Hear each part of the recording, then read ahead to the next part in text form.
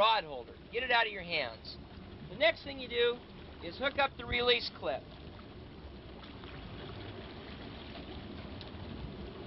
So it looks like so. Now, when you put the weight in the water, don't drop it in, but just slowly lay it in the water. Like so. Okay? Now, if you notice over here, I have a handle that can move back and forth. And I have a rope that I go ahead and I put on the handle, and that keeps it from spinning.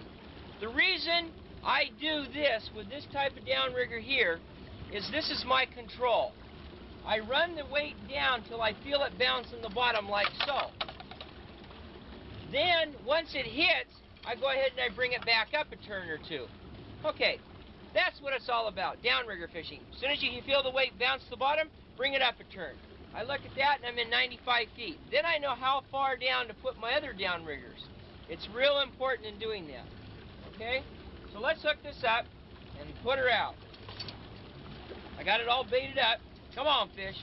A lot of times when you salmon fish, or you're out for big kings like what we were out here today for, is you want to have a special fish call. Come on, fish. Here, fish, fish, fish. Come on, fish. Come on, fish. Let's go. Talk about what's going on here. I recommend that you use a 12-pound cannonball weight, a number 8 ball-bearing swivel hooked to the cannonball. These cannonballs, even though they're round, they tend to spin in the water. Use ball-bearing swivels whenever possible. I then run 3 sleeves that attach to a protective sleeve so the cable won't get frayed around the top of the ball bearing. I come up with just a normal size bead that sits on the cable above the 3 sleeves. My release mechanism goes on above that bead, and that is then held there firm by another sleeve and a bead. The reason I put both beads there is so that this release mechanism has good mobility, free movement. The sleeve on top here keeps it from sliding up the line. I recommend that you use, on your downrigger cable, 150 or 250 pound test line is 7-strand stainless cable is what I recommend you to use. Looking at my tag line here, we have a tag line here of 15 inches coming off a ball bearing swivel over here.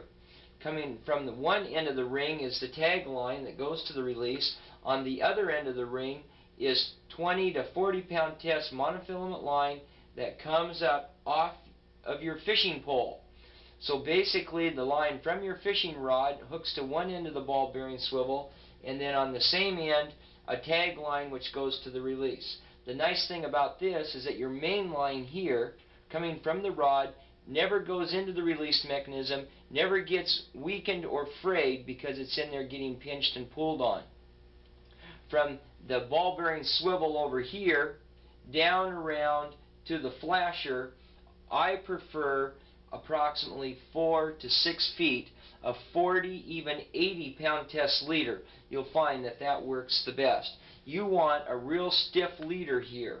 The reason you do is it helps each of these ball bearing swivels perform better by spinning.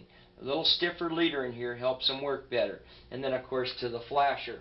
The size of the ball bearing swivels that I recommend you use are number 5 ball bearing swivels for the flasher and for your 3-way hookup. Coming down to the release mechanism that's on your cable, I recommended number 8 ball bearing swivel hooked into the weight. And don't get a wimpy hookup. I have seen on especially Canon downriggers, they give you this barrel swivel with a real wimpy hookup, and every time you hook your ball up on the bottom or you need to do something, the thing breaks and there goes 12 pounds of weight. So if you're going to hook this up, hook it up with something that's going to hold good for you and you're not going to lose any gear.